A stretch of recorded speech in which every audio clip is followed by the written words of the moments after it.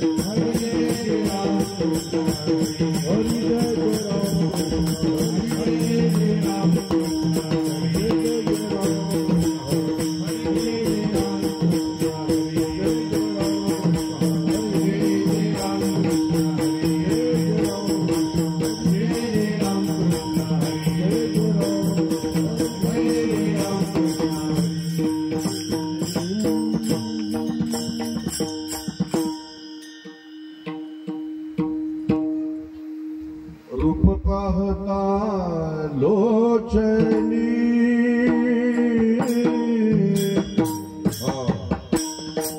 सुख झाले वो साजनी तोहा विठ्ठल बरवा तोहा माधव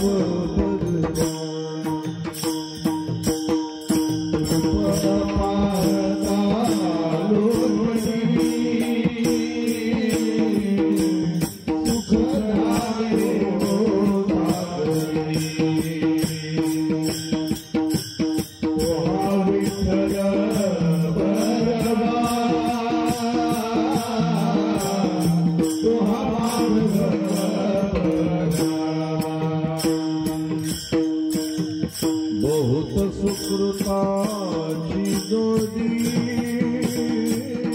म्हणून विठ्ठली आवडी तोहा विठ्ठल बलवा तोहा माधव बलवा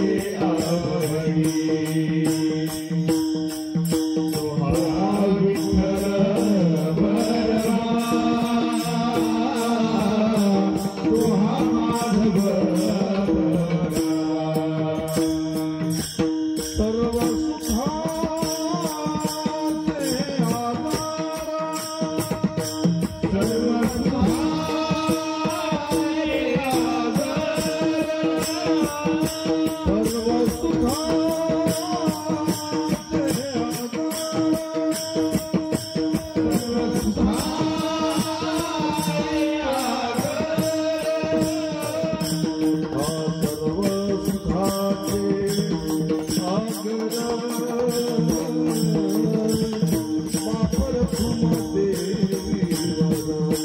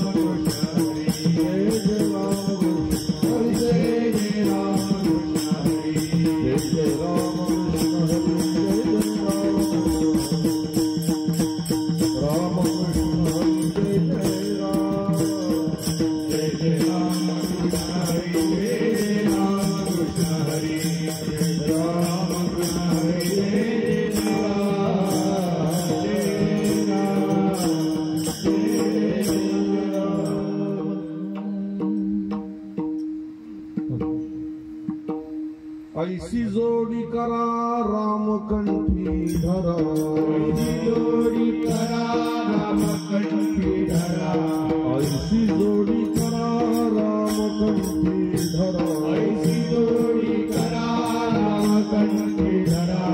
येणे तुके फेरा गर्भवासा, येणे तुके फेरा गर्भवासा, येणे तुके फेरा गर्भवासा। नाशिवंताती प्रिया पुत्र धन, नाशिवंताती प्रिया पुत्र धन, नाशिवंताती प्रिया पुत्र धन, नाशिवंताती प्रिया पुत्र धन। बीजजाता क्षीण तेची फळ, बीजजाता क्षीण तेची फळ, बीजजाता क्षीण तेची फळ।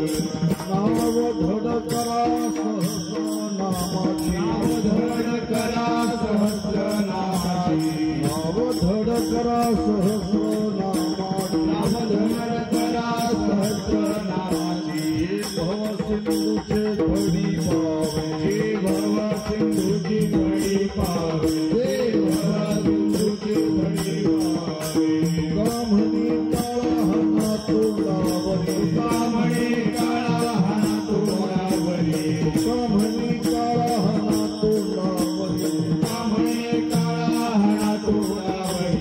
आता भरा हरे राम बाणी, आता भरा हरे राम बाणी, आता भरा हरे राम बाणी। ऐसी जोडी करा रामकंठी धरा, ऐसी जोडी करा रामकंठी धरा, ऐसी जोडी करा रामकंठी धरा। येणे तुके फेरा गर्भवासा, येणे तुके फेरा गर्भवासा। हो पार घुमाई, हो पार घुमाई,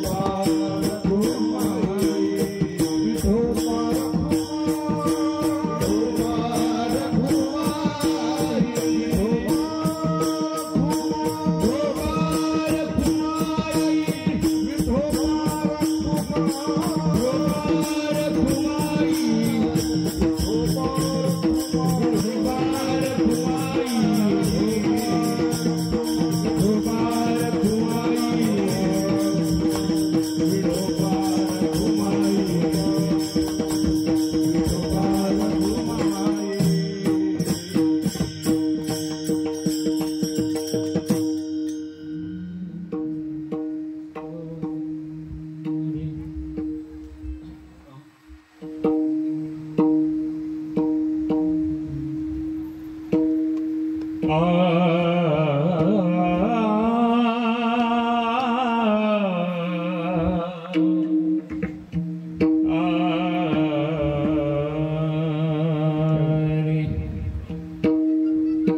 ऐसी जोडी करा रामकंठी धरा, ऐसी जोडी करा रामकंठी धरा, ऐसी जोडी करा रामकंठी धरा, ऐसी जोडी करा रामकंठी धरा, ऐसी जोडी करा रामकंठी धरा, ऐसी जोडी करा रामकंठी धरा।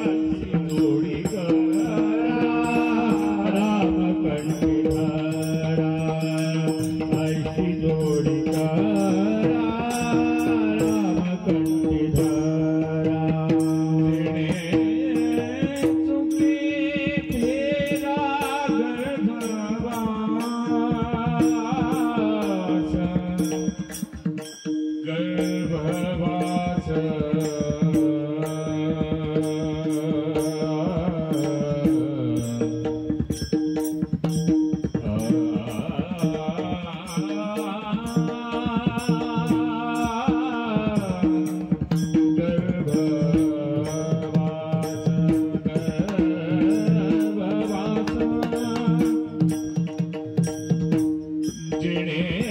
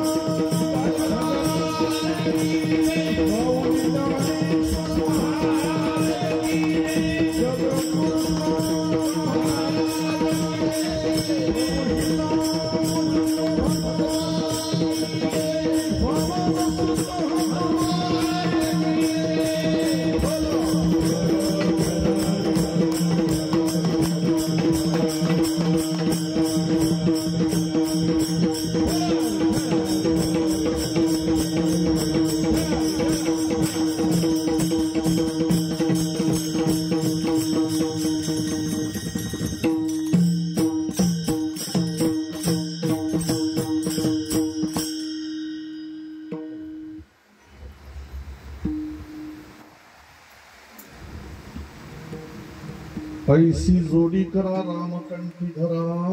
इको कमी कर जरा.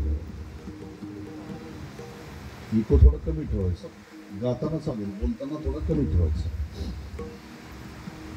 ऐसी जोडी करा रामकंठी धरा,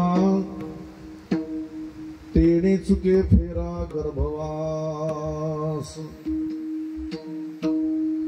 नाशिवंताटी प्रिया पुत्र धन, बीज ज्याचा शीण तेची फळ. नाव धड करा सहस्र नामाची, जी भव सिंधूचे थडी पावे. तुका म्हणे काळा हना तोंडावरी, भाता भरा हरी राम बाणे.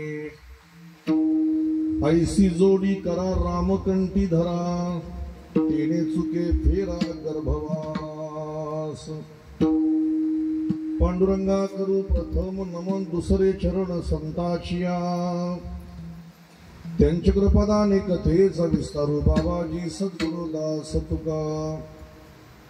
लोकाभिराम मरणरंगधीरम राजीव नेत्रम रघुवंशनाथम. कारुण्यरूपं करुणाकरन्तं श्रीरामचन्द्रं शरणं प्रपद्ये. मनोजवं मरुततुल्यवेगं जितेन्द्रियं बुद्धिमतां वरिष्ठं. वातात्मजं वानरयूथमुख्यं श्रीरामदूतं शरणं प्रपद्ये. मंगलभवन अमंगलहारी, द्रवंसु दशरथाचर बिहारी. सिया राममय सब जग जाणी, करहु प्रणाम जोरी जुग पाणी. जयांची केली स्मरण, होय सकळ विद्यांचे अधिकरण. तेची वंदू श्री चरण श्री गुरूंचे, ते नमस्कारोने आता मस्तक माझा पायावरी. मस्तक माझा पायावरी, माझा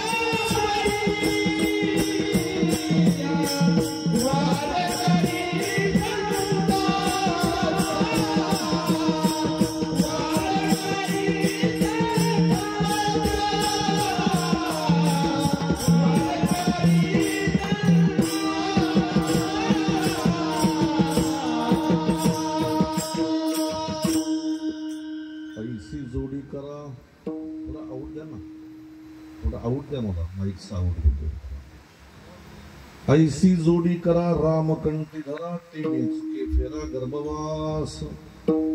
आजच्या या प्राप्त प्रसंगी कीर्तनरूपी सेवेकरिता निवडलेला अभंग या पवित्र महाराष्ट्रातील पवित्र जलतीर्थ अमृतवाहिनी पुण्य पावन इंद्रायणी मातेच्या तीरावर असलेलं श्री क्षेत्र देहू. या देहू क्षेत्रातील महान संत वैराग्याचे मुकुटमणी संत श्रेष्ठ जगद्गुरु तुकोबाराय यांचा हा 4 चरणाचा अभंग सेवेकरता निवडलेला आहे.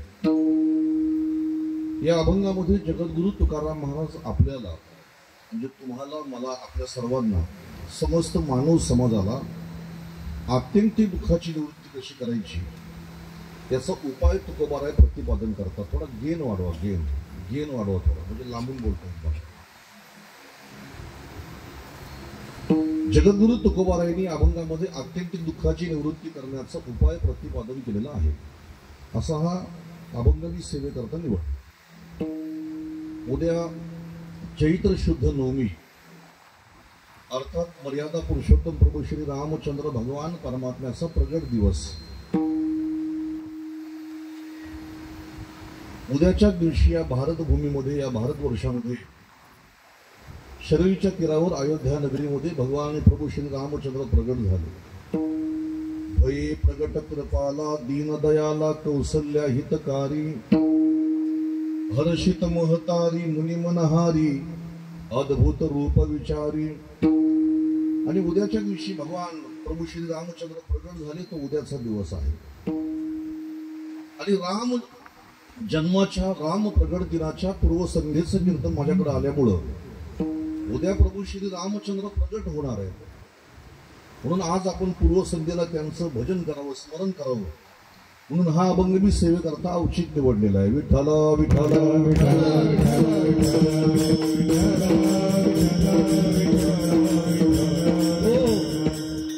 आपल्या या पवित्र गावामध्ये, मला वाटतं गावाचं नाव शेनगाव आहे, नवघर. आणि अशा या पवित्र शेनगाव नवघर मध्ये गेली 42 वर्षे हा ज्ञान यज्ञ सुरू आहे. भगवंताच्या असीम कृपेने, साधू संतांच्या आशीर्वादाने, स्वानंद सुखनिवासी श्री गुरु किसन महाराज साखरे यांच्या कृपा आशीर्वादाने,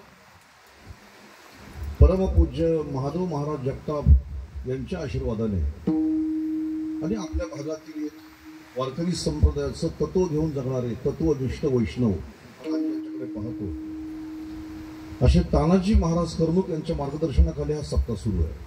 या सप्ताहाचे संस्थापक हरिभक्त परायण श्री यशवंत बाबा देशमुख अशा या सगळ्या मंडळीच्या एक प्रयत्नाने हा सप्ताह सुरू झालेला आहे.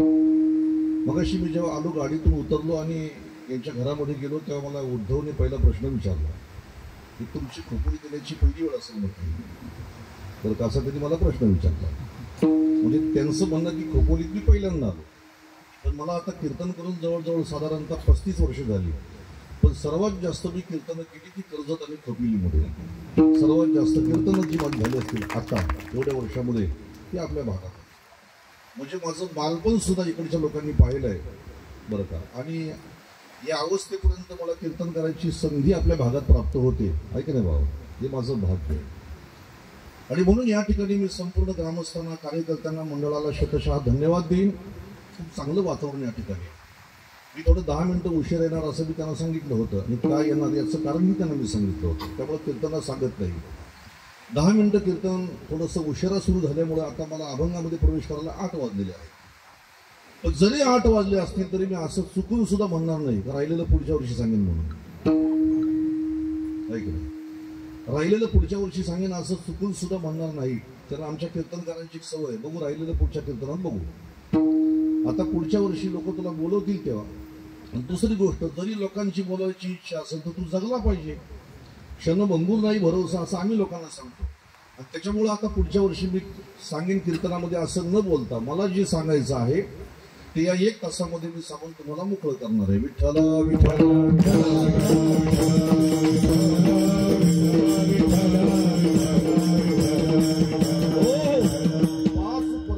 भागवत धर्म संप्रदायामध्ये सांगितलेले आहेत. किती पर्वकाळ?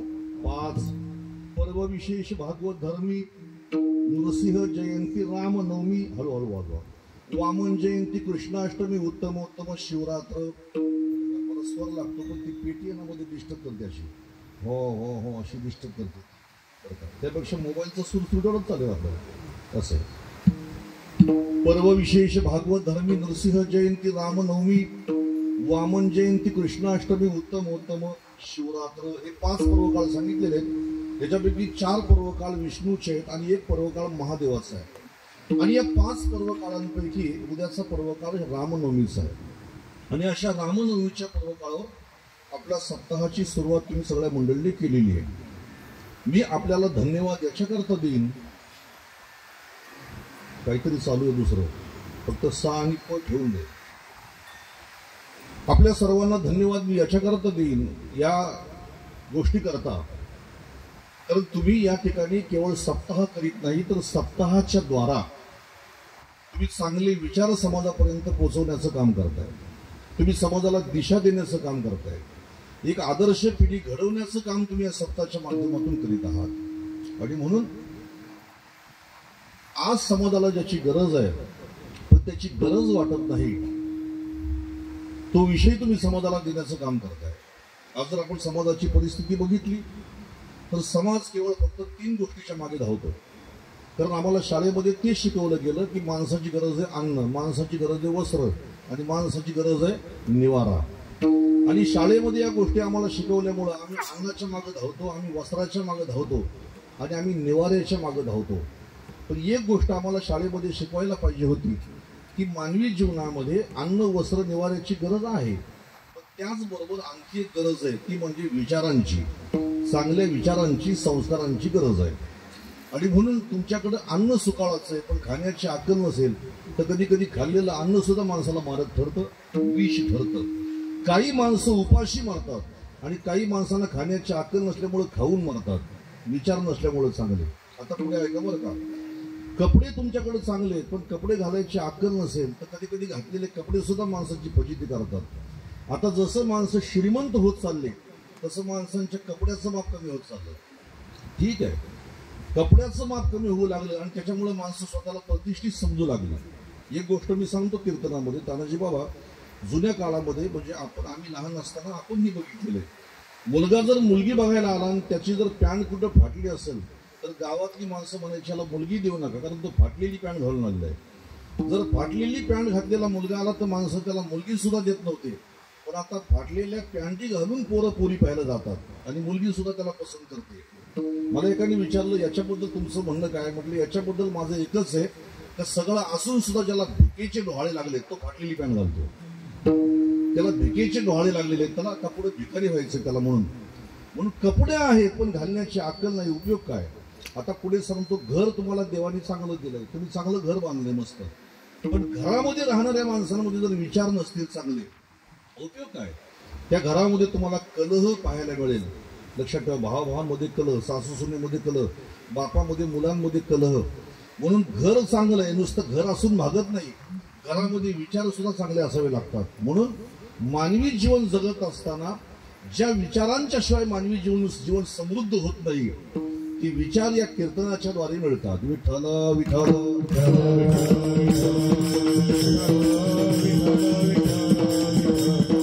हो, मानवी जीवन समृद्ध होण्यासाठी ज्या विचारांची गरज आहे ते विचार या कीर्तनाच्या द्वारे प्राप्त होतात.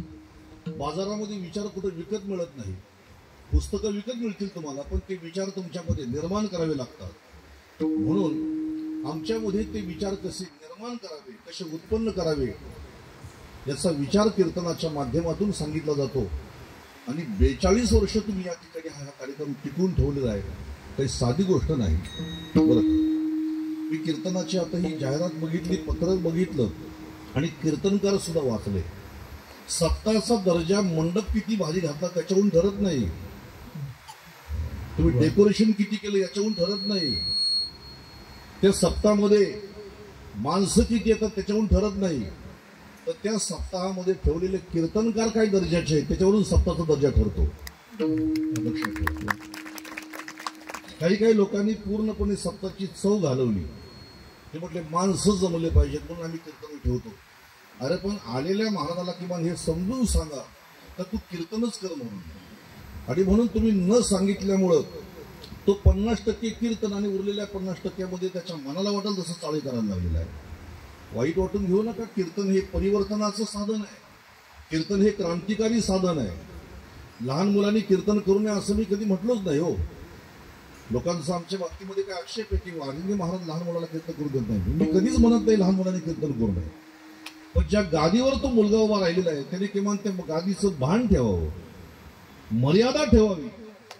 ज्या गादीवर शांती ब्रह्म एकनाथ महाराजांसारखे संत उभे राहिले, जगद्गुरु तुकोबारायांसारखे संत उभे राहिले, ज्या गादीवर परमपूज्य गुरुनाम गुरु मामासाहेबांसारखे संत उभे राहिले, त्या गादीवर जर लोकांनी तुम्हाला उभं केलंय तर ती मर्यादा सांभाळून बोललं पाहिजे. म्हणून कीर्तन हे क्रांतिकारी साधन आहे आणि सामाजिक क्रांती घडवण्याच्या दृष्टीने तुम्ही जे अशा प्रकारचं जे कार्य केलंय त्यामुळे तुम्हाला मी पुन्हा पुन्हा धन्यवाद देईन. आज मी 3ऱ्या दिवसाच्या सेवेकरता तुकोबारायांचा हा अभंग निवडलेला आहे. अभंग नामपर आहे. या अभंगामध्ये जगद्गुरु तुकाराम महाराज रामनामाचा महिमा या अभंगामध्ये प्रतिपादन करतात. अभंग अतिशय गोड आहे, चिंतनीय आहे आणि अभंग प्रासादिक आहे. गोड आहे, चिंतनीय आहे आणि प्रासादिक सुद्धा. काही माणसांची वाणी गोड असते पण ती चिंतनीय नसते. काही माणसं चिंतनीय सांगतात पण ऐकायला गोड वाटत नाही. काही माणसं चिंतनीय सांगतात, गोड सांगतात, पण वाणी प्रासादिक नसते. हे दुर्दैव आहे. पण संतांचे अभंग हे गोडे असतात, चिंतनीय असतात आणि संतांचे अभंग हे प्रासादिक असतात. विठ्ठल विठ्ठल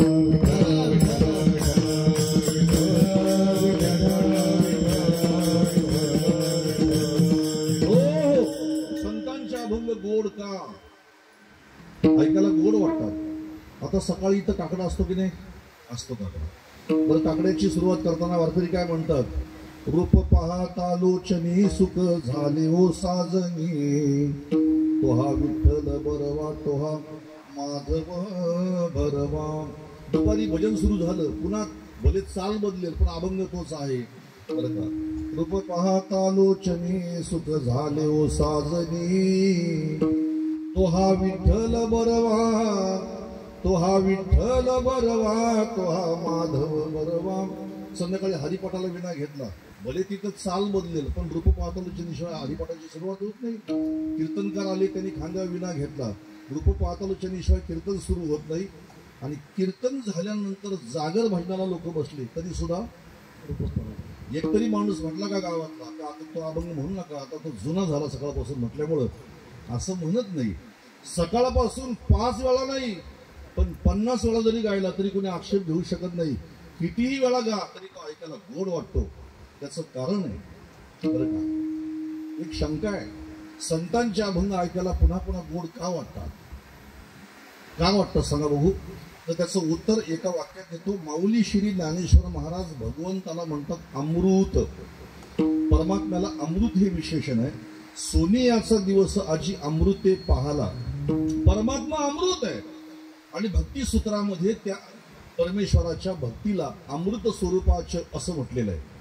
मग ज्या संतांनी अमृत स्वरूपाचे भक्ती करून अमृता समान परमात्मा आपल्या हृदयामध्ये साठवलेला आहे, मग त्यांच्या मुखातून अमृतासारखी वाणी नाही बाहेर पडेल तर कशी पडेल? म्हणून मधुरा वाणी ओठे, मधुरा वाणी ओठे, मधुरा वाणी ओठे, मधुरा वाणी ओठे.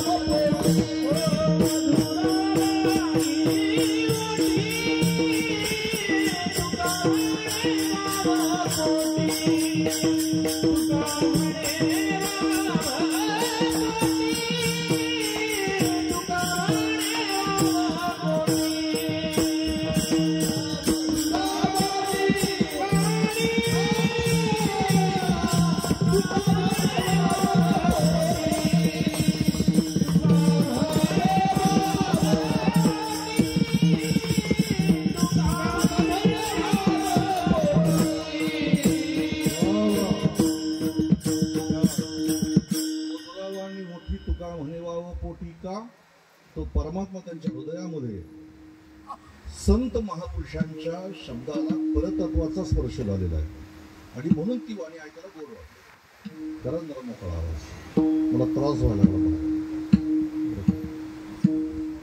असं त्या वाणीला परतत्वाचा स्पर्श झालेला आहे आणि म्हणून ती वाणी ऐकायला गोड वाटते. संतांचे अभंग चिंतनीय असतात. आता मी समजा आज या अभंगाचं एक चिंतन तुम्हाला सांगितलं, पण उद्या तसंच चिंतन असेल असं नाही. यांनी अभंगावर चिंतन केल्यानंतर परवा जर एकाने चिंतन केलं तर तो वेगळं चिंतन सांगेल. म्हणून चातुर्मासामध्ये एका एका अभंगावर 7-7 दिवस चिंतन चालतं कधी कधी. आणि म्हणून संतांचे अभंग चिंतनीय आहे, प्रासादिक आहे. संतांच्या वाणीला मी प्रासादिक याच्याकरता म्हणेन तर जी वस्तू देवाला अर्पण केली त्या वस्तूचा प्रसाद होतो. एरवी जर तुम्ही लाह्या कुरमुऱ्या खाल्ल्या तर माणसं म्हणतील भेळ खाल्ली म्हणून, पण काल्याच्या दिवशी कृष्णाला अर्पण करून जर लाह्या खाल्ल्या तर माणसं म्हणतात प्रसाद खाल्ला म्हणून. जी वस्तू देवाला अर्पण केली तिचा काय होतो? प्रसाद. तसं संत महात्म्याने आपली वाणी देवाला अर्पण केलेली आहे समर्पिली वाणी समर्पिली वाणी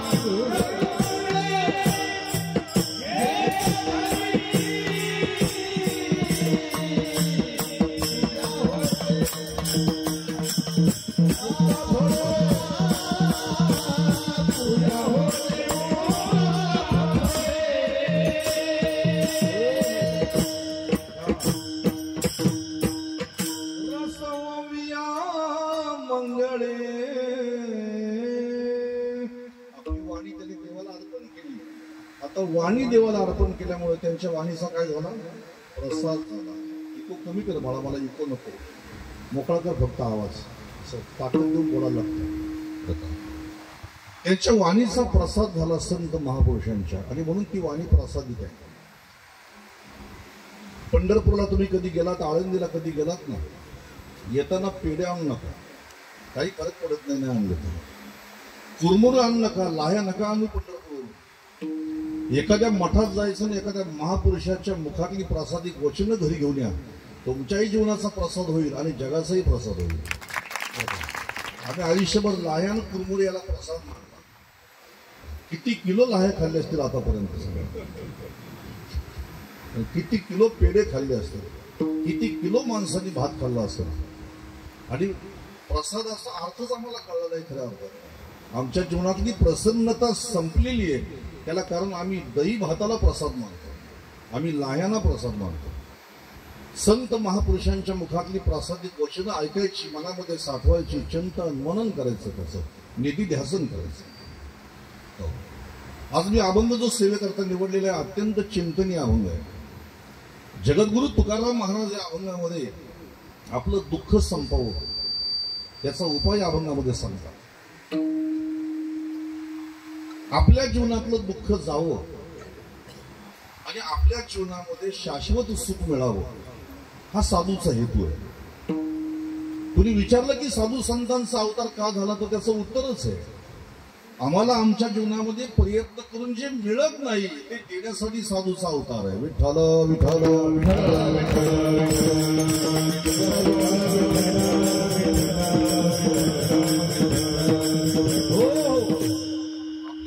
सर्वांचे कशा करताय, आमच्या सगळ्यांचे प्रयत्न फक्त दुःख जावं आणि आम्हाला सुख मिळावं. काही लोक म्हणतात आमचे प्रयत्न सुखासाठी आहेत. नाही नाही नाही नाही, आमचे प्रयत्न दुःख नको आणि सुख हवं याच्यासाठी आमचे प्रयत्न आहेत. आता वास्तविक एक सिद्धांत असा आहे की माणसाने जर समजा त्याचं ध्येय ठरून कर्म केले, त्याने जर त्याचं ध्येय नक्की केलं, ध्येय सर्वात पहिल्यांदा आपल्याला काही मिळवायचं नाही याचं ध्येय त्यांनी नक्की केलं पाहिजे. आयुष्यामध्ये माणसं प्रयत्न करून नाही यशस्वी होत, पहिल्यांदा त्यांनी ध्येय ठरवावं लागतं आणि ध्येय ठरून मग प्रयत्न करावे लागतात. मला तुम्ही सांगा, एखादा माणूस खांद्यावर झेंडा घेऊन चालतो, त्याला विचारलं चालला कुठं, म्हणलं मला नाही माहिती, पाय घेऊन पाय नेतील तिकडे जाईल, माझे पाय मला नेतील तिकडे जाईल, याला काहीच अर्थ नाही. मुक्काम ठरून केलेला प्रवास, माझं आजचं एक वाक्य बघा, ऐकलं असेल कदाचित काही लोकांनी. मुक्काम ठरून केलेला प्रवास आणि ध्येय नक्की करून केलेले प्रयत्न हे कधी वाया जात नसतात. माणसं जी यशस्वी झाली ना त्यांनी त्यांचं ध्येय नक्की केलं. या महाराष्ट्रामध्ये 350 वर्षापूर्वी बऱ्याच जणांकडे श्रीमंती होती, बऱ्याच जणांकडे श्रीमंती होती. बरेच माणसं या महाराष्ट्रामध्ये वतनदार होते. तलवारीही कमरेला बऱ्याच जणांच्या होत्या, मनगटात ताकद सुद्धा होती, तलवारी चालवता येत होत्या. स्वतःला जागीरदार म्हणण्यामध्ये माणसं बरं का प्रतिस्पर्धा करीत होते, मला जागीरदार म्हणा म्हणून. त्या जहागिरीसाठी माणसं गुलामगिरीला बळी पडले होते. एक गोष्ट ऐका, सगळेच माणसं त्या काळामध्ये पैसेवाले होते, ताकदीवाले होते, पण एकानेही ध्येय नव्हतं ठरवलं की मला स्वराज्य निर्माण करायचं म्हणून. पण या महाराष्ट्रामध्ये असा एक वाघिणीचा बथडा जन्माला आला की त्यांनी त्याचं ध्येय ठरवलं की मला माझं स्वराज्य निर्माण करायचं ध्येय, आणि त्या ध्येयाच्या अनुषंगाने त्याने प्रयत्न केले आणि या महाराष्ट्रामध्ये स्वराज्य निर्माण झालं. ध्येय जर माणसाने नक्की केलं तर माणूस काहीही मिळू शकतो. जगद्गुरु तुकाराम महाराज म्हणतात, पहिल्यांदा तुम्हाला काय करायचंय, तुम्ही मनामध्ये इच्छा निर्माण करा. त्या इच्छाच्या संबंधाने तुम्ही प्रयत्न करा. तुम्हाला काही सुद्धा जगामध्ये अवघड नाही. असाध्य ते साध्य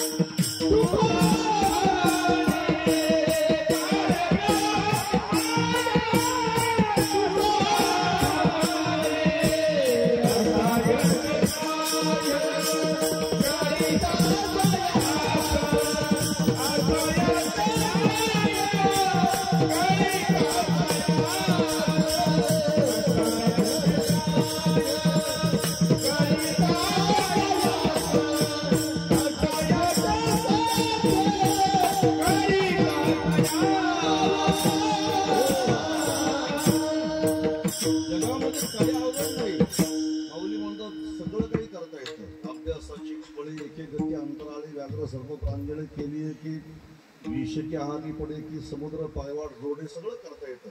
एवढं मोठं विमान आकाशात उडतं. तुम्ही कागदासमोर फेकून बघा, रातगावर खाली पडून लगेच. त्या विमानाचं स्वतःचं वजन किती, त्याच्यामध्ये बसलेल्या माणसांचं वजन किती, त्यांच्या बॅगांचं वजन किती, त्याच्यामध्ये भरलेल्या इंधनाचं वजन किती, त्याच्यामध्ये असलेल्या पाण्याचं साठ्याचं वजन किती, आणि एवढं मोठं विमान आकाशामध्ये उडतं. माऊली म्हणतात हे प्रयत्न आहेत, ध्येय ठरून केलेले प्रयत्न आहेत.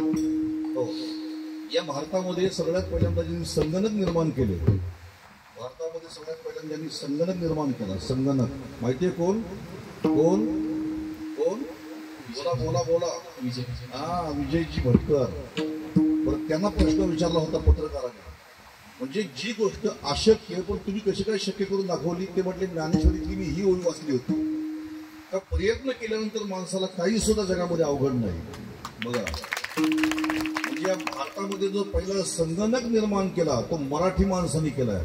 आणि त्यातल्या त्यात ज्यांच्या घरामध्ये पंढरपूरची वारी आहे अशा ज्ञानेश्वरी भक्ताने संगणक निर्माण केलाय. लक्षात ठेवा. असे हे शेमडे म्हणतात हे वाचा ते वाचा म्हणून. ज्ञानेश्वरी सारखा जगाच्या पाठीवर ग्रंथ नाही. मी तुम्हाला सुद्धा सांगेन ताई लाडक्या बहिणीनो, बरं का, लक्ष्मीची पोथी वाचा तुम्ही, माझी हरकत नाही. लक्ष्मीची पोथी वाचून मरू नका. ज्ञानेश्वरी वाचल्याशिवाय मरू नका.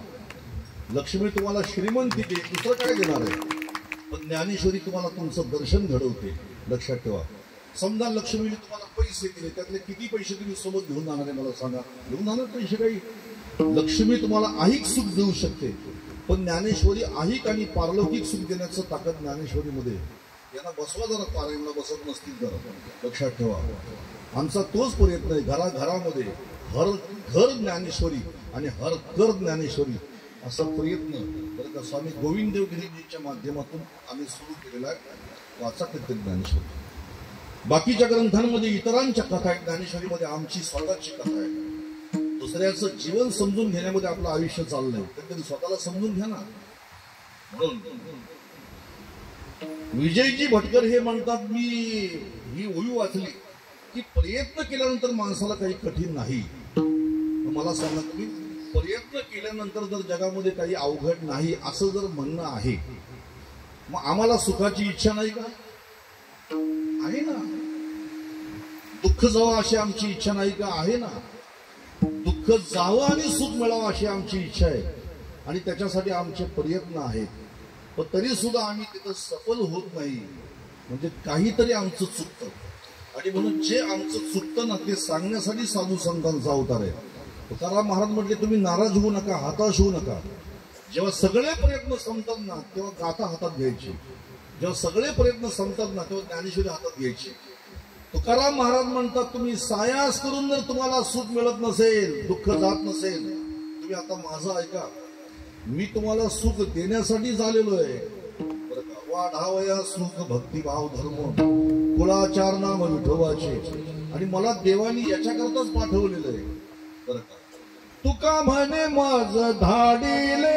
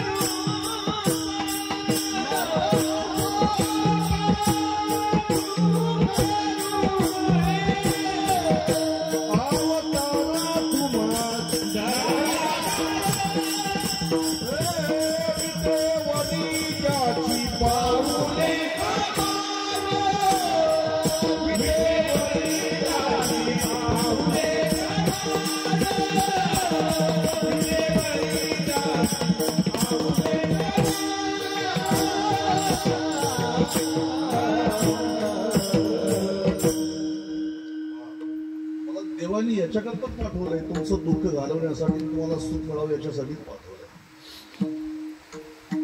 मानवी जीवनामध्ये किती दुःख आहे, प्रचंड दुःख आहे. कधी कधी लोक म्हणतात ना आम्ही सुखी आहे म्हणून. ऐका ऐका जरा, मला बोलू द्या जरा. आपण कीर्तन झाल्यावर चर्चा करू असं म्हणणं. जी माणसं म्हणतात मी पूर्ण सुखी आहे, साधू संत म्हणतात ज्याला तुम्ही सुख म्हणता ना त्याला आम्ही सुख म्हणायला तयारच नाही. ज्या सुखाला आपण सुख म्हणतो ना, संत तसल्या घाणेरड्या सुखाला सुख म्हणायला तयार नाही. जे खरं म्हशीचं दूध पितात, जे खरं गाईचं दूध पितात, ज्यांना खऱ्या दुधाची चव माहिती आहे, ते पिशवीच्या दुधाला दूध म्हणायला तयारच नाही होते. मी त्यांच्याबद्दल बोलतो, म्हणजे खरं दूध पितात त्यांच्याबद्दल. ज्यांना खऱ्या दुधाची चव माहिती आहे ते पिशवीच्या दुधाला दूध म्हणायला तयार नाही. त्यांना विचारलं काय, ते म्हणले काय त्याच्यामध्ये. पण आता आमच्याकडे कोळी पकडली कल्याणामध्ये असेल बघा, तुम्ही ते बघा ती टोळी पकडली कल्याणला. त्यांनी सांगितलं, त्या टोळीच्या मोरक्यांनी सांगितलं की आम्ही 25 लिटर दुधामध्ये 25 लिटर दुधामध्ये आम्ही 500 लिटर बनवतो. लक्षात ठेवा. मग आता 475 काय त्याच्यामध्ये भेसळ केलं ते मला तुम्ही सांगा. पावडर काय केलं जरा बघा ना बातमी तुम्ही. त्याच्यामध्ये शॅम्पू किती आहे, त्याच्यामध्ये केमिकल किती आहे, त्याच्यामध्ये काय किती आहे हे तुम्हाला तुमच्या लक्षात येईल. म्हणून माझी प्रत्येक आईला विनंती आहे, लक्षात ठेवा, तर जी आई आपल्या मुलाला पिशवीचं दूध पाजते ती आई नसून ती पुतना मावशी म्हणतो मी तिला. लक्षात ठेवा. मुलाला पिशवीचं दूध पाजून मृदू बनू नका. एक तर त्याला अंगावरचं दूध पाजा, नसेल अंगावरचं दूध तर गाईचं पाजा, गाईचं नसेल तर पर्याय म्हणून म्हशीचं पाजा, पण पिशवीचं दूध बिलकुल पाजू नका, विष आहे. आणि म्हणून जी माणसं खरं दूध पितात त्या पिशवीच्या दुधाला दूध म्हणायला तयार नाही. तसं जे संत बरं का आत्मसुखाचा अनुभव घेतात ना, ते या सुखाला सुख म्हणायला तयार नाही. माऊली म्हणतात की कुमुदगळाची नि ताटे जो जेवीला अमृतकन चोखटे, तो केवी वाळवण ते चुंबितो असे. जो चकोर नावाचा पक्षी चंद्राच्या किरणातून येणारा अमृत सेवन करतो, वाळवंटात ते खडे कशाला चोखी. त्याचप्रमाणे यही संस्पर्शजा भोगात दुःख येऊन येवते आद्यंतवंत कोणतेय नृत्येशु रमते बुधा. ज्ञानी माणसं या सुखाला सुख म्हणायला तयार नाही. मग आता आपल्याला दुःख घालवायचे, सुख मिळवायचे, तर मग त्याच्यासाठी काही पर्याय. तुकोबाराय म्हणतात, एक समजा तुम्हाला जन्माला आले, येताना तुम्ही तुमचे कर्म घेऊनच आलेले आहेत आणि त्या कर्माच्या संबंधाने तुम्हाला आता हे सुख दुःख भोगावेच लागणार आहे. आता समजा मानवी जीवनातले जर आम्हाला सुख दुःख संपवायचे असतील तर त्याच्यासाठी काय, त्यासाठी जन्मालाच यायला नको आपण. मानवी जीवनामध्ये येणारे सुख दुःख संपवायचे असतील तर जन्मच नकोय. आता आम्ही जन्माला आलो, पुढे भयानक मरणाचं दुःख आहे, आयुष्यभर दुःख भोगायचं, मरणाचं दुःख भोगायचं, हे सगळं संपवायचं असेल तर त्याच्यासाठी जन्म नको. आणि जन्म जर नको पाहिजे असेल तर जन्म नको पाहिजे असेल तर त्याच्यासाठी एक पर्याय आहे, तर त्याच्यासाठी आम्ही गर्भवास संपवण्यासाठी पर्याय केले, काहीतरी पर्याय शोधला पाहिजे. आईच्या गर्भामध्ये आम्ही आलो की जन्माला आल्याशिवाय पर्याय नाही. लक्षात ठेवा. ज्याला मरण चुकवायचंय त्यांनी जन्म चुकवलं पाहिजे, ज्याला जन्म चुकवायचा आहे त्यांनी खऱ्या अर्थाने गर्भवास चुकवला पाहिजे. मग आता गर्भवास चुकवल्यानंतर जन्म मरण संपेल आपोआपच. याला वेदांताच्या भाषेमध्ये म्हणतात आत्यंतिक दुःखाची निवृत्ती. याला म्हणतात आत्यंतिक दुःखाची निवृत्ती. आता तुमचं हे 45वं वर्ष, पुढच्या वर्षी समजा आता तुम्ही ठरवलं की आता आपल्या सप्ताहाला बरं का 48 वर्ष झाल्यानंतर 4थ्या तपामध्ये आपण सप्ताह मोठा करायचा, असं तुम्ही ठरवलं. आणि ठरवल्यानंतर मग लोक म्हटले पण मंडप घालणार कुठं, जागा तर छोटी आहे. मग गावातले काही माणसं म्हटले झाडं झुडपं आपण तोडून काढू आणि भला मोठा मंडप आपण इथं घालू. आणि म्हणून हातामध्ये कुऱ्हाड घेतली, कोयते घेतले, झाडं तोडायला सुरुवात केली. काही माणसांना झाडं तोडायला लय आनंद वाटतो बरं का. बरं का, काही लोकांना झाडं तोडायला खूप आनंद वाटतो. लावीत नाही ते, पण तोडण्यामध्ये पुढं पुढं ते, हो तोडायला पुढं. आणि त्यांनी झाडं तोडायला सुरुवात केली. आता झाडं तोडली, सप्ताही झाला आणि पाऊस पडला. पाऊस पडल्यानंतर पुन्हा तोडलेल्या झाडांना आता पुन्हा नवीन पालवी फुटली. थोडा इको कमी कर आणि आवाज थोडासा गेन वाढ जरा, मला आवाज खेळायला लागला साऊंड.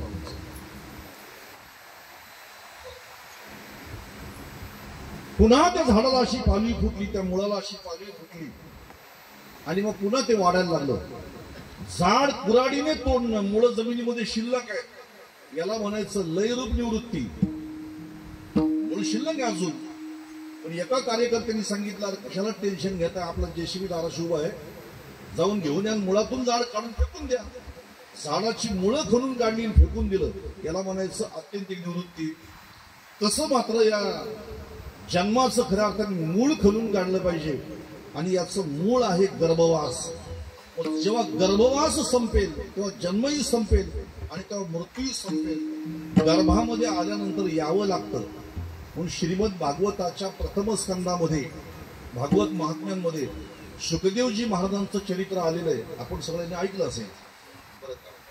भगवान महादेव पार्वती मातेला उपदेश करीत असताना पार्वती मातेला झोप लागली आणि तो उपदेश एक मूर्त असं पोपटाचं अंड पडलं होतं.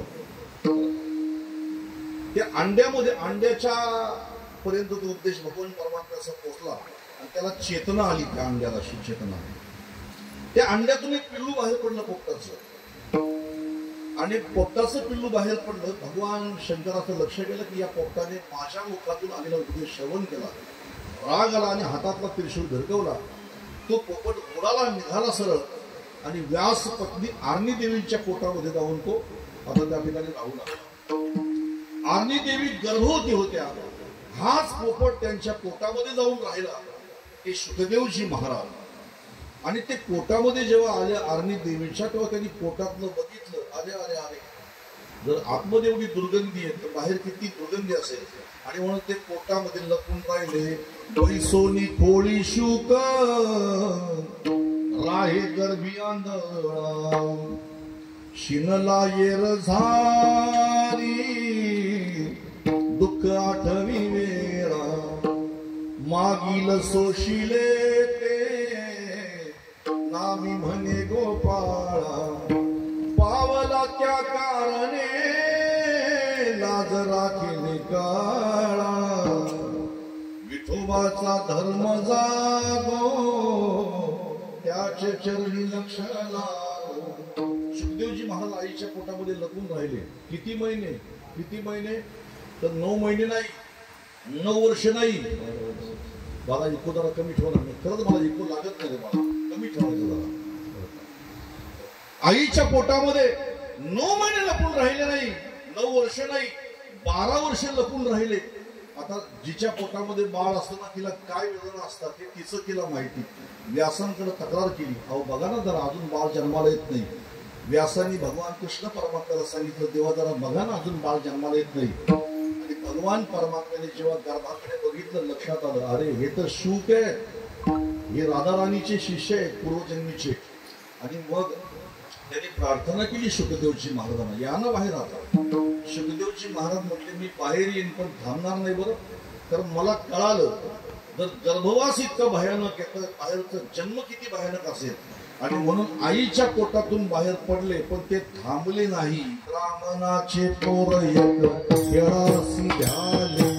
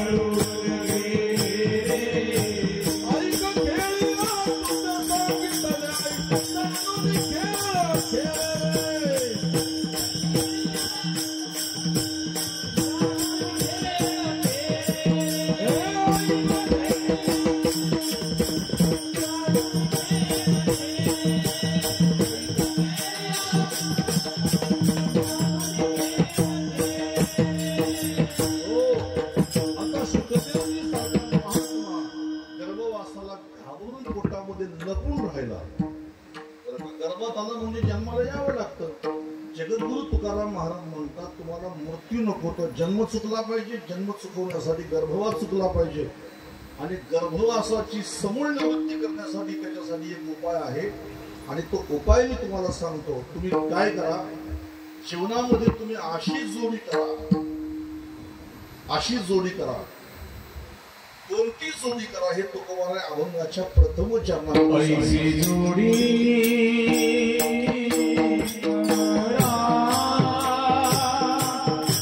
राम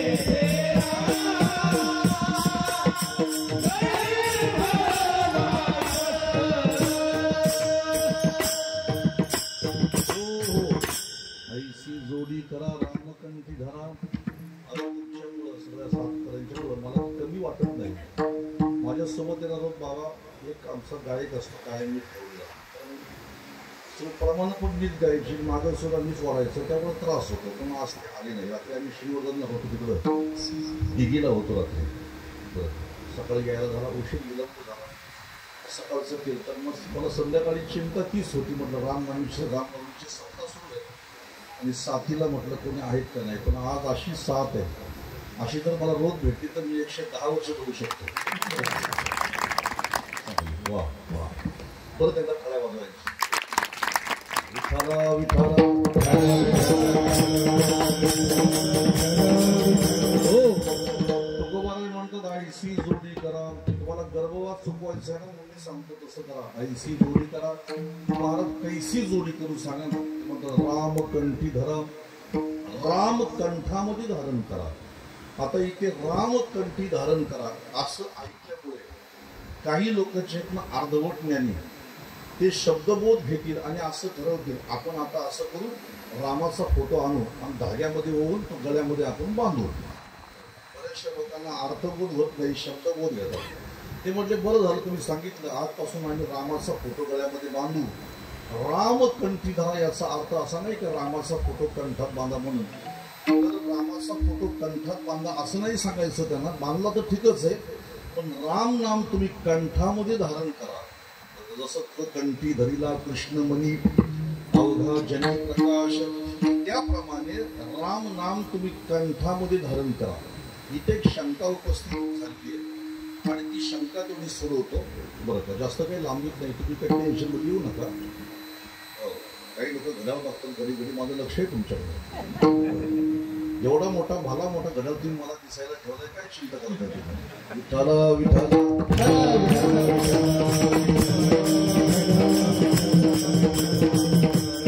हो, शंका अशी आहे बाबा, ती शंका जर लोकांच्या मनात राहिली तर ती लोकांना झोप लागू देणार नाही. जगद्गुरु तुकाराम महाराजांच्या गाथेमध्ये प्रकरण आहे आणि ते त्या प्रकरणाचं नाव आहे एकविध प्रकरण. कोणतं? एकविध प्रकरण. आता ते एकविध प्रकरणामध्ये जगद्गुरु तुकाराम महाराज त्या विठ्ठलाशी किती अनन्य आहेत, किती एकरूप झालेले आहेत, याचं दर्शन तुकाराम महाराजांच्या त्या अभंगामध्ये आपल्याला घडतं. तुकोबाराय पांडुरंगाशी किती एकरूप झालेले आहेत हे त्या अभंगामध्ये पाहायला मिळतं. तुकोबाराय म्हणतात, तुम्हाला कोणत्या देवाचं भजन करायचं ते करा, पण मी माझ्या जीवनामध्ये असं ठरवलंय की एक गावी आम्ही विठोबाचे नाम आणि कापे काम नाही आता. किंवा तुम्ही कुठल्याही तीर्थाला जा, कुठलेही व्रत करा, उपवास करा, वैकल्य करा, काय करायचं ते करा, पण मी असं ठरवलंय हेची माझे तीर्थ, हेची माझे व्रत, सत्य हे सुकृत नाम तुझे. किंवा तीर्थ विठ्ठल, क्षेत्र विठ्ठल, तीर्थ विठ्ठल, क्षेत्र विठ्ठल. आमचं सगळं विठ्ठल आहे. आमचा टाळ विठ्ठल, आमचा विना विठ्ठल, आमची दिंडी विठ्ठल, आमचं सर्वस्व विठ्ठल. आणि म्हणून आम्ही बोलतो सुद्धा विठ्ठल, आम्ही पाहतो सुद्धा विठ्ठल, आम्ही ऐकतो सुद्धा विठ्ठल. आमचं सगळं विठ्ठलच आहे. आणि तुकाराम महाराज आपला भगवंताशी असलेला अनन्य संबंध स्पष्ट करण्यासाठी एक दृष्टांत देतात. ते म्हणतात, ज्याप्रमाणे एखादी पतिव्रता स्त्री दुसऱ्या बाईच्या मुखातून तिच्या पतीची स्तुती सुद्धा ऐकू शकत नाही, एवढी आपल्या पतीशी ती एकनिष्ठ असते. म्हणजे आपल्या पतीच्या शिवाय अन्य पुरुषाची स्तुती सुद्धा तिला सहन होत नाही, कारण तोच पती तिच्या मनातही असतो आणि तोच पती तिच्या ध्यानात सुद्धा असतो.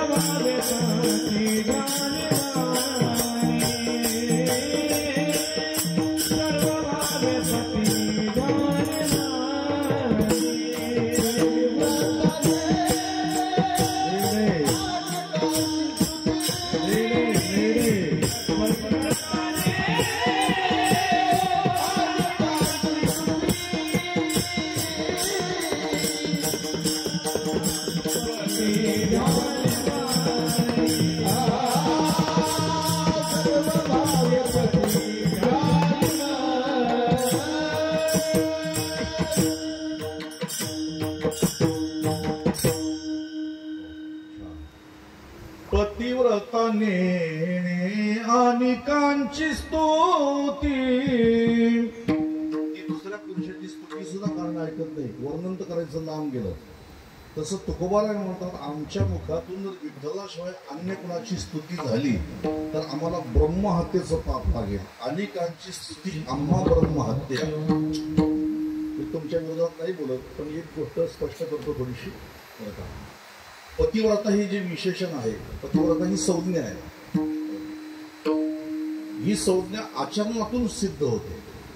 लक्षात, लग्न झालं मुलीचं, एखाद्या नांदायला गेली, कुंकू आलं कपाळाला, मंगळसूत्र आलं हातामध्ये, बांगड्या पायामध्ये जोडवे आले पतीच्या नावाचे, आता ती सौभाग्यवती झाली. कोण झाली? सौभाग्यवती. पण तिला पतिव्रता हे विशेषण जर जीवनामध्ये लावून घ्यायचं असेल तर तिला आपल्या पतीच्या मताशी अनुसरूनच वागावं लागेल. पतीची या मता अनुसरून पतिव्रता अनायासे आत्महिता भेटीची का. लक्षात ठेवा, आपल्या अंगामध्ये काही गुण असले पाहिजेत पतिव्रता हे विशेषण लावून घेण्यासाठी. जर समजा आपला पती चुकत असेल तर त्याला सल्ला द्यायचा. तुम्ही त्याला सल्ला देत नाही म्हणून त्याची वाढत चालली आहे, जास्त गुरुमी तुम्ही द्या की सल्ला करतो. इथून तिथून उसने पैसे घेतो दावे देतो, असं चांगलं नाही हे तुम्ही समजून सांगत राहतो. कार्येशु मंत्री, त्याला सल्ला द्या. येण्यासारखं वागू नको, तुझ्या वागण्यामुळे लोक आम्हाला नावं ठेवतात, आपलं कुळ बदनाम झालं, लोक तुझा अपमान करतात हे समजून सांगा घरात आल्यानंतर. लक्षात ठेवा. कार्येषु मंत्री करणेसी दासी भोजेषु माता शैलेषु रंवा धर्मानुकूले क्षमया धरित्री. जाऊ द्या आता विषयाला पाटा पुढील नाही, पण पतीच्या मताशी अनुसरून असते माऊली म्हणतात तिला म्हणायचं पतिव्रता. तसं इथे जगद्गुरु तुकोबाराय म्हणतात आम्ही आमच्या विठ्ठलाच्या शिवाय अन्य कोणाची स्तुती सुद्धा करत नाही, आम्ही त्याच्याशी एकरूप झालेलो आहे. आता जगद्गुरु तुकाराम महाराज म्हणतात आम्ही कोणाची स्तुती सुद्धा करत नाही, आणि तेच तुकाराम महाराज इथं तुम्हाला सांगतात राम कंठी धरा. त्यांनी म्हणला पाहिजे होतं विठ्ठल कंठी धरा, पण ते म्हणतात राम कंठी धरा. आणि त्यांनी म्हटलं पाहिजे होतं का नाही विठ्ठल कंठी धरा.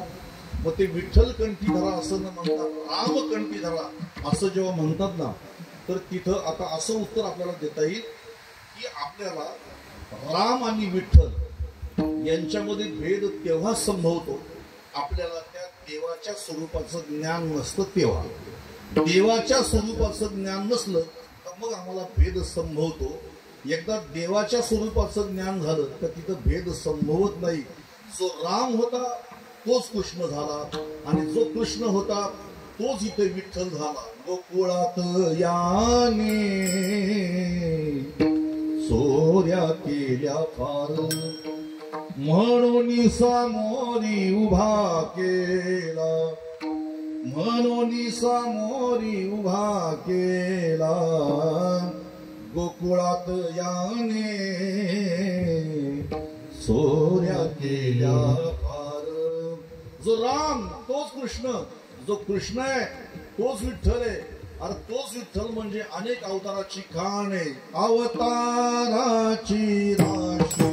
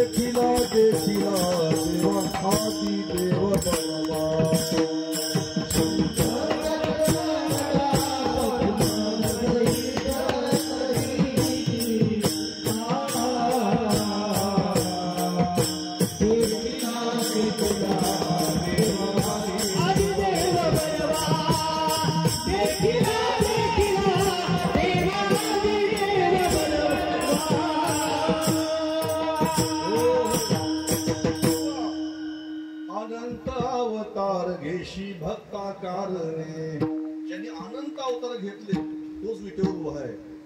म्हणून आपल्या सर्वांना एक दृष्टांत माहित असेल. एकदा समर्थ रामदास स्वामी पंढरपूरला गेले. पंढरपूर मला कधी कधी असं वाटतं की आता आपल्या भागामध्ये बैठकीचं प्रमाण जास्त आहे. इकडं पण आहे, आमच्याकडे सगळीकडेच महाराष्ट्रामध्ये. त्या बैठकीच्या लोकांनी सुद्धा माऊलीचा हरिपाठ वाचावा आणि वारकऱ्यांनी समर्थ रामदास स्वामींचे मनाचे श्लोक वाचावे आणि दोघांनी मिळून गावची क्रांती कशी असा विचार करायला पाहिजे. दोन्ही संत महाराष्ट्रातलेच आहे.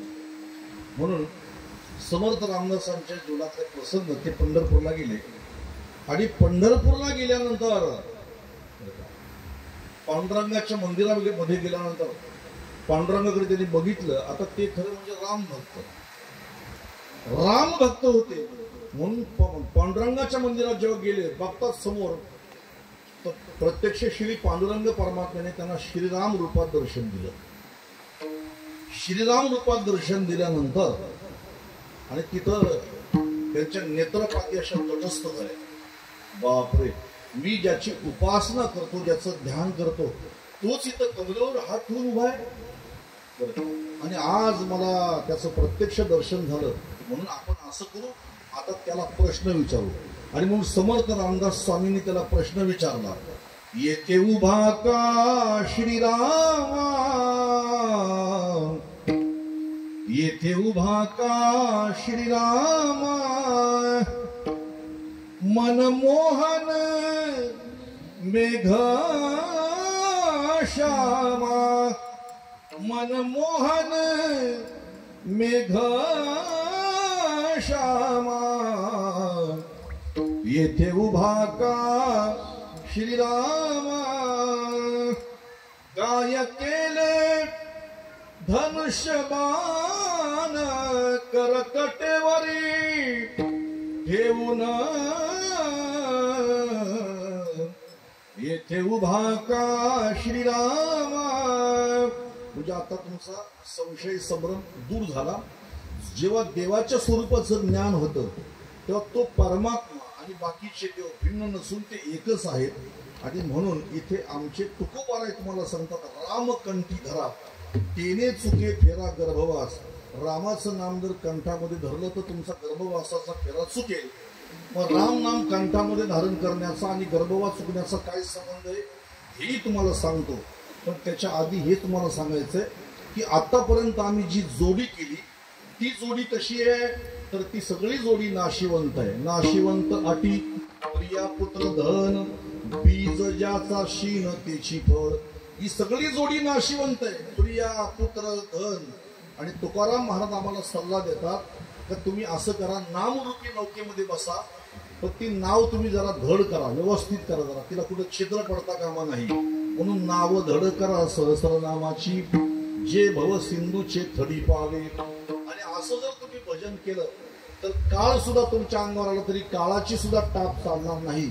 म्हणून तुका म्हणे काळा हाना तोंडावरी भाता भरा हरे राम बाणे.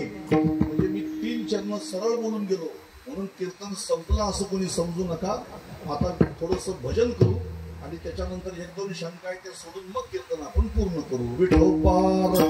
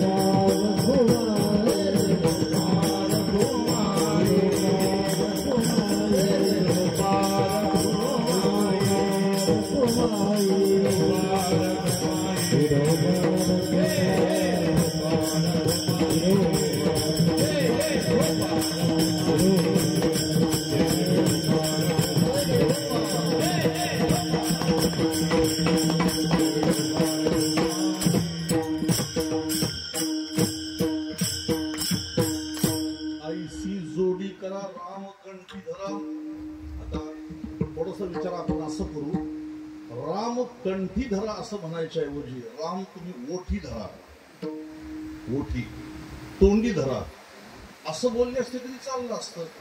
कंठी धरा असं का म्हटलं असतं तर याची अनेक कारणं आहेत पण आपल्याला सर्वांना पटेल आणि कळेल अशा सोप्या भाषेमध्ये सांगतो.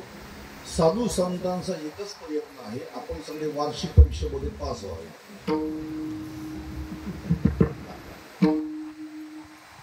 साधू संतांचा हेतू एकच आहे तर आपण सर्व वार्षिक परीक्षेमध्ये पास व्हावे असा त्यांचा हेतू आहे. आणि आम्ही सगळे वार्षिक परीक्षेमध्ये पास व्हावे याच्याकरता ते म्हटले रामकंठी धरा. म्हणजे अरे तोंडामध्ये जर तुम्ही रामाचं नाव धरलं या वाचेमध्ये वैखरीमध्ये तर ही वैखरी तुमची शेवटच्या क्षणाला तुमची साथ सोडून निघून जाते. माणसाची वाणी माणसाला शेवटी धोका देते मृत्यूसमयी. बरं का मृत्यूसमयी माणसाची वाणी माणसाला धोका देते. मज नाही हात पाय डोळा पडली झापड कर्ण हे बधीर झाले वाचा बोले बोबड नाक मुख गळू लागले लाळ आणि शेंबूड श्वाना परी गती झाली अवघे करती हाड हाड तुम्ही संत माय बाप एवढा उपकार करा. ही वाणी माणसाची शेवटी माणसाला धोका देते. मृत्यू समयी जर तुम्ही देवाचं भजन जर मुखामध्ये जर समजा घेण्याचा प्रयत्न केला तरी वाणी तुम्हाला साथ देत नाही. पण तेच देवाचं नाम जर तुमच्या कंठामध्ये असेल तर वाणी जरी तुमची साथ सोडून गेली तरी कंठामध्ये असलेलं भजन तुम्हाला शेवटी उपयोगात पडेल. म्हणून रामायणामध्ये वालीची भाषा आहे. वाली वाली रामायणामध्ये वाली प्रभू रामचंद्रांना म्हणतो, देवा बऱ्याच जणांनी तुझं भजन केलं आणि बऱ्याच जणांना वाटलं आम्ही वार्षिक परीक्षेमध्ये पास होऊ, पण चांगले चांगले फेल झाले देवा, पण तिथं मी पास झालो असं वाली म्हणतो देवाला. जन्म जन्म मुनी जतन कराई, जन्म जन्म मुनी जतन कराई, अंतराम कही आवत नाही. मरताना देवाचं भजन मुखामध्ये यावं. याच्यासाठी बऱ्याच जणांनी भजन केलं पण बरेच जण तिथं नापास झाले. तर त्यांनी वाणीतून भजन केलं. वाणीतून भजन केल्यानंतर ती वाणी शेवटी माणसाची साथ सोडून जाते. असो. दुसरा प्रश्न असा आहे की राम कंठामध्ये धारण करण्याचा आणि गर्भवास संपण्याचा काय संबंध आहे? राम कंठामध्ये आणि गर्भवास संपण्याचा. हो, राम कंठामध्ये धारण करण्याचा आणि गर्भवास संपण्याचा जो संबंध आहे त्याला म्हणायचं कार्य कारण भाव संबंध. विठ्ठल विठ्ठल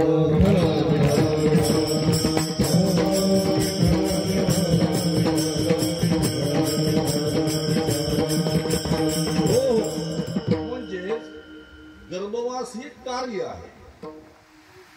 लक्षात ठेवा. मग त्याचं कारण काय? तर त्या गर्भवासाची काही कारणं आहेत. सगळ्यात महत्वाचा आपण विचार करू कमी वेळेमध्ये.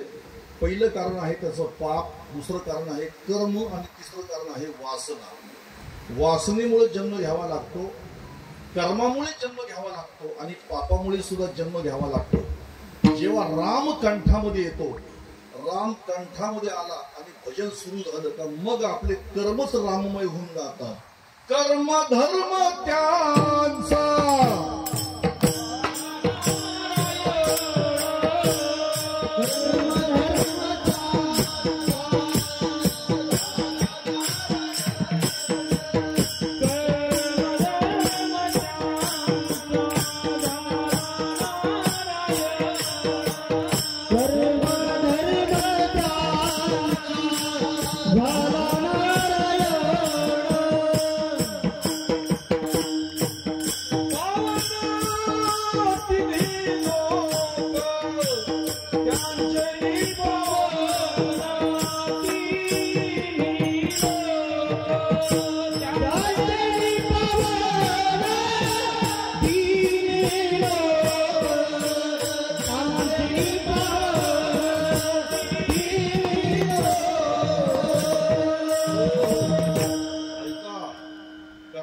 बाधा होते कधी किंवा कर्तृत्वाचा मन आणि कर्मफळाचा आस्वाद आला की कर्माची बाधा होते. पण जिथं आमचे कर्मच नारायण स्वरूप झाले, कर्मच राममय झाले, जन्ममरणाचं दुःख संपलं. आता राम राम भजन करता करता पापाला प्रवृत्त करणारे विकार, कामादी विकार हृदय सोडून बाहेर पडले. काम क्रोध केले घरं घेते. आणि नंबर 3 आमची वासनाच हरिरूप झाली, रामरूप झाली, तर कर्मवासाचा प्रश्नच येत नाही. म्हणून आईसी जोडी करा रामकंठी धरा, तिने सुखे फेरा गर्भवास. बाकी त्याच्याशिवाय सगळं नाशिवंत आहे. प्रिया पुत्र धन हे सगळं नाशिवंत आहे. या संसाराचं बीजच दुःखरूप आहे. त्याला सुखरूप फळं येतील कशी? आणि आणखी शेवटचा फक्त एक संदेश देतो आपल्याला, हात जोडून विनंती करून सांगतो. भगवंताचं नाम मग तुम्ही विठ्ठल करा, केशव करा, माधव करा, गोविंद करा, नारायण करा, अनिरुद्ध करा, वासुदेव म्हणा, काही म्हणा. तुम्ही भगवंताचं कुठलंही नामचिंतन केलं, नाव घेतलं तर ती भवसागरातून येणारी नाव आहे. देवाचं नाव म्हणजे पलीकडे नेणारी ती नाव आहे. नाव फक्त एकच म्हणणे तुकाराम महाराजांचं की ज्या होडीमध्ये तुम्ही बसलेले तिला कुठं छिद्र पडून देता कामा नये, छिद्र पडून देऊ नका, कारण ती नाव बुडण्याची शक्यता आहे. म्हणून ज्या नावेमधून होडी पार करायची आहे तिला छिद्र नाही पडता कामा. तसं भजन नावाच्या नावेला छिद्र पडता कामा नाही. भजन करताना आपल्याकडून घडलेले दोष हे नामरूपी नौकेला पडलेले छिद्र आहेत. विठ्ठला विठ्ठल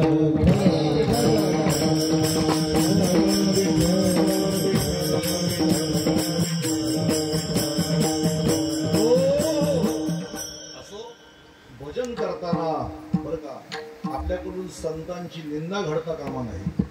भजन करताना खऱ्या अर्थाने आणखी सांगतो तुम्हाला, ज्याची पात्रता नसते, योग्यता नसते, त्याला विनाकारण तुम्ही भजन सांगण्याचा प्रयत्न करू नका. 3 बरं, अजून तुम्हाला सांगतो पुढे, भगवान शंकर आणि भगवान विष्णू यांच्यामध्ये भेद मानू नका. त्याच्यानंतर निषिद्ध कर्म करू नका, विहित कर्म केल्या वाचून राहू नका, कोणाचाही मत्सर करू नका. हे नामरूपी नौकेमध्ये बसल्यानंतर त्याला छिद्र पडून देता कामा नाही. मी काल एक वाक्य सांगितलं बाबा, मला आठवलं काल एक वाक्य सहज कीर्तनामध्ये स्फुरलं मला. ते वाक्य सांगतो तुम्हाला आता इथं. बघा, भजन करणाऱ्या माणसांचे चेहरे असे प्रसन्न असले पाहिजे, गुलाबाच्या फुलासारखे टवटवीत. मी बाकीच्या माणसांविषयी बोलत नाही, पण माळ घातलेल्या माणसांनी एवढं प्रसन्न राहिलं पाहिजे तर ज्यांच्या गळ्यामध्ये माळा नाही त्यांना माळ घालायची इच्छा झाली पाहिजे. आपली तोंड बघितलं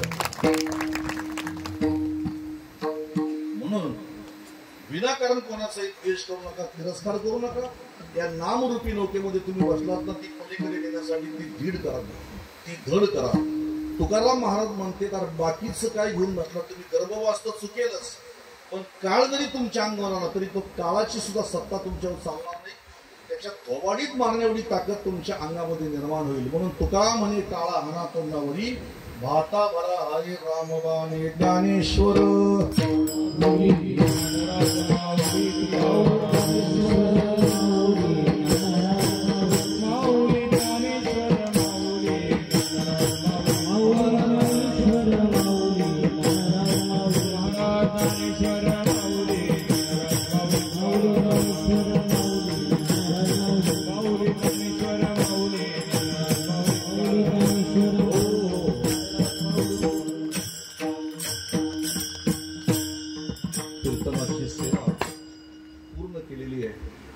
मर्यादा पुरुषोत्तम प्रभू श्री रामचंद्राच्या चरणावर ही सेवा समर्पित करतो. केवळ आणि केवळ फक्त एका चरणाचं चिंतन आपल्या समोर मी सांगण्याचा प्रयत्न केला आणि बाकीचे 3 चरण संक्षिप्त सांगितलेले आहेत. करविली तैसी केली कटकट वाकडे तिने तर देव जाणलं. आज परम आदरणीय परमश्रद्धे आमचे तानाजी बाबा कर्मक या ठिकाणी उपस्थित आहेत. परमार्थ सगळेच करतात, पण तत्वाचा परमार्थ कमी लोकांचा असतो. आणि आपल्या या परिसरामध्ये सगळी मंडळी जी आहे ना, ही तत्वाने परमार्थ करणारे आहेत, एकनिष्ठ आहेत आणि विशेष म्हणजे वारकरी संप्रदायाच्या नियमाशी तडजोड करत नाही अशी मंडळी या भागामध्ये पाहायला मिळते. परमार्थ करणं वेगळं आणि परमार्थ जगणं वेगळं आहे. तर स्वतः परमार्थ जगून अनेकांना परमार्थाला लावायचं त्यांनी काम केलेलं आहे. त्यांना मी धन्यवाद देतो. आज कार्यक्रमासाठी उपस्थित राहिलेले पंचकृषीतील सर्व आमच्यावर प्रेम करणारी मंडळी सर्वांना धन्यवाद. गायक मंडळीला धन्यवाद, मृदंगाचार्यांना धन्यवाद. बाबांचे सुपुत्र ते माधव महाराजांचे चांगला गोड पकवास त्यांचा आहे, सांप्रदायिक बाज त्यांचा आहे. तर तरी देखील त्यांच्या मनाचा मोठेपणा किती बघा, ते बाजूला झाले आमच्या वैभवाला पकवास दिला, याला म्हणतात मनाचा मोठेपणा. अशी प्रवृत्ती संप्रदायामध्ये प्रत्येकाच्या असली पाहिजे. जाता जाता फक्त 2 शब्द सांगेन. आपल्या गावामध्ये येण्याचा माझा हा पहिलाच योग आहे. तेव्हा वाईट वाटून घेऊ नका, फक्त जे सांगेन तेवढं घरी घेऊन जा. देवानी माणूस केलंय म्हणून माणसासारखं जगायचं. आपल्याला देवानी जनावर न करता माणूस केलंय ना म्हणून माणसासारखं जगायचं. आज माणसाला आठवण करून द्यायला लागते की तू माणूस आहेस म्हणून जरा चांगला व्हा. जे कृत्य करण्यासाठी जनावर सुद्धा मागे सरतात असलं घाणेरडं कृत्य माणसं करतात. म्हणून त्याला माणूस तरी कसा म्हणायचा. पहिल्यांदा माणसाला माणूसपणाची जाणीव करून द्यायची की तू माणूस आहेस म्हणून. म्हणून तुम्हाला सांगतो, माणसासारखं जगा, जीवन सुंदर बनवा. माणसाचं जीवन ना जेवढं तुम्ही सुंदर बनवाल ना तेवढं ते अधिक सुंदर बनतं. आम्ही आमचं जीवन विकृत केलंय आणि कारण तरी काय विकृत बनवायला जीवन काहीच कारण नाही. तो आला तर मी खाली बसन, त्याने चाल म्हटली तर मी नाही पकवाद वाजवायचो, त्यांनी पकवाद वाजवली तर मी चाल नाही म्हणायचो, त्याची पंगत असली तर मी जेवायचो नाही, त्यांची दिंडी असली तर मी पैसे नाही द्यायचो. या असल्या हलकट गोष्टी. जीवन सुंदर बनवा, मस्त सजवा जीवनाला. काही लोकांनी घरं सजवली पण जीवन विकृत केलंय. तुम्ही घरामध्ये इंटिरियर भारी केलंय पण घरामध्ये राहणाऱ्या माणसांच्या चेहऱ्यावरती खुशी नसेल तर काय जाळायचे काही इंटिरियर ते प्रसन्न राहायचं, मस्तपैकी सुखात प्रसन्न राहायचं, दुःखात प्रसन्न राहायचं. अजून एक तुम्हाला गोष्ट सांगतो, तुमची श्रीमंती म्हणजे पैसा किती कमवला ही तुमची श्रीमंती नाही, तुम्ही संस्कारी पिढी कशी घडवली ही तुमची श्रीमंती आहे. मुलांच्यावर चांगले संस्कार करणं ही तुमची श्रीमंती आहे. तुम्ही श्रीमंत आहे पण तुमची पोरं लोकांचा अपमान करतात, तुम्ही दरिद्री आहे. तुम्ही श्रीमंत आहे, तुमची पोरं दारू पितात, तुम्ही दरिद्री आहे. तुम्ही श्रीमंत आहे, तुमची पोरं परमार्थाला विरोध करतात, तुम्ही दरिद्री आहे. मग सगळ्यात मोठी श्रीमंती आहे तुमच्या मुलांच्यावर चांगले संस्कार करा. मी का सांगतोय, सध्या मारणाऱ्यांच्या मध्ये पोरांचा नंबर जास्त आहे. एका हातामध्ये गाडीची स्टेरिंग, दुसऱ्या हातामध्ये मोबाईल, चॅटिंग करताना गाडी चालवतो. एखादा ट्रकवाला येतो आणि तो टायर खाली त्याला चिरडून निघून जातो. कोणालाच काही फरक पडत नाही, फक्त त्याच्या आई बापाला फरक पडतो. म्हणून ही तुमची जबाबदारी आहे. तुम्ही त्याला गाडी घेऊन द्या 2 लाखाची, माझ्या बापाचं काही जात नाही, पण त्याला सांगा का गाडी नीट चालव. तुमचा प्रोग्राम मोबाईलमध्ये दिवसभर गुंतलेला आहे, काय करतो, चॅटिंग कोणाशी करतो जरा बघा, लक्ष ठेवा त्याच्यावरती. आई म्हणते ऑनलाईन अभ्यास करतो का, आता व्यस्त ऑनलाईन अभ्यास करतो का, मनका खराच कामातून गेला, डोळे कामातून गेले, आई बाप म्हणतात पोरगा आमचा. आणि हसायची गोष्ट नाही तुम्हाला सांगतो, ही मोबाईल एवढा खतरनाक आहे. मोबाईलचा धोका तुम्हाला सांगतो, कावळे चिमण्या बघायला भेटा का तुम्हाला, आता नष्ट झाल्या पूर्ण. ज्या भागामध्ये मोबाईलचे टावर जास्त तिथं माणसांना कॅन्सरचा धोका जास्त आहे. उशाशी घेऊन झोपा तुम्ही 8 दिवस, 10व्या दिवशी तुमच्या ब्रेनचं चेकअप करा, काय येतं बघा, वरच्या खिशात ठेवा. 11व्या दिवशी तुमच्या हृदयाची टेस्ट करा, तुमचे ठोके किती कमी झाले असतात ते बघा.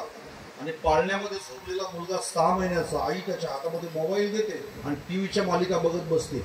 आई एका शत्रू आहे त्या मुलाची, हे कळलं पाहिजे आईला. आणि म्हणून माझी प्रत्येक आईला विनंती आहे की बाई, तू सुद्धा मोबाईल जरा कमी वापर आणि पोरांच्या हातात सुद्धा मोबाईल तू कमी दे. अजून एक गोष्ट सांगतो तुम्हाला, पोरींसाठी सांगतो.